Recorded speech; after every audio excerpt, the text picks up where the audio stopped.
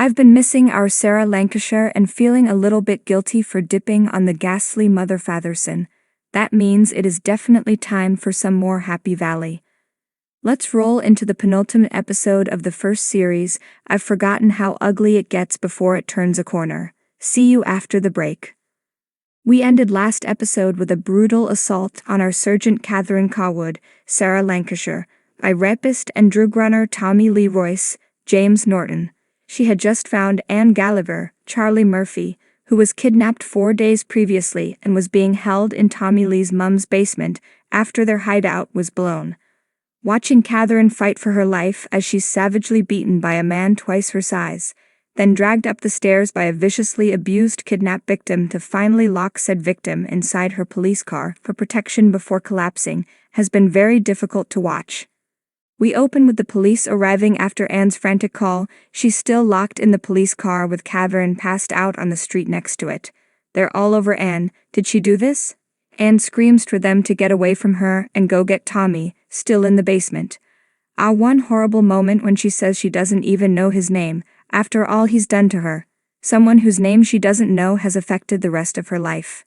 Tommy's long gone though, he only just got out of jail, so no way was he sticking around to get nabbed again. Catherine sprayed him with tear gas, so he can't see who he's calling, but manages to get Ashley, Joe Armstrong, not that it's much help.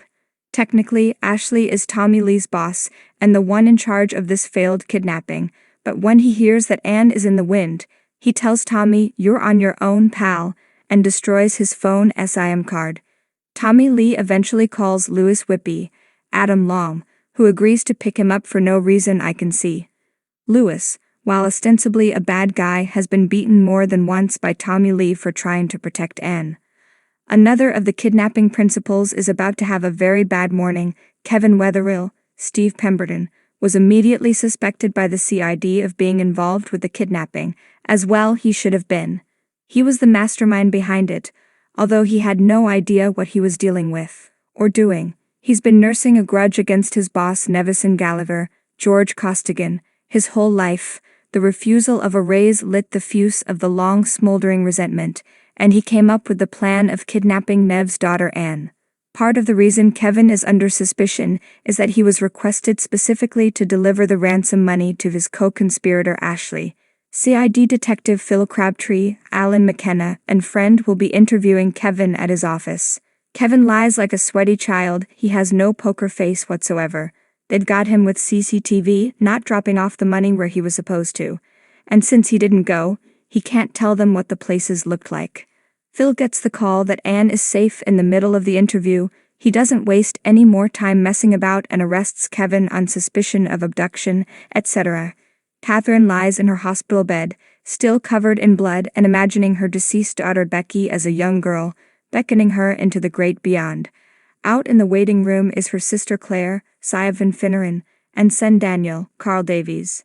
Ashley is arrested at his house while his wife argues that he can't have abducted anyone. They have caravans. They have a games room for people in wheelchairs. Catherine's grandson Ryan, Rice Khanna, is picked up at school by his, recently converted, granddad Richard, Derek Riddell, and new wife Rose, Kelly Harrison. He wants to be happy to see his granddad again, but knows something's up with his granny. Catherine sleeps on. Tommy Lee and Louis watch the news. They've both been named as suspects and are hiding underground. There is the weak link of Louis' friend. Anne gets home, coming down from the forcibly administered drugs and trying to settle with her parents Nev and Helen, Jill Baker, not knowing what to do. Catherine wakes up. She's a little confused, but happy to see her son Daniel. ***, I make no apology for how many gifs I include of Sarah Lancashire. Catherine flashes back to her beating. At least the bastard has been put away. Well, about that, Anne visits Catherine in the hospital. She asks if Catherine could not tell her parents about her rape by Tommy Lee Royce. Her mother is dying, but her dad could wait a bit. Maybe Catherine could tell them herself. When she's out of there. 3 weeks later, Catherine's back at home, but not answering the door for her boss Mike Taylor, Rick Warden, who walks in with her sister Claire. He passes on news of the case. "Oh no, I did not realize that Kevin had been raped in jail. From what I remember, he'd been assaulted, but it's spelled out very clearly here.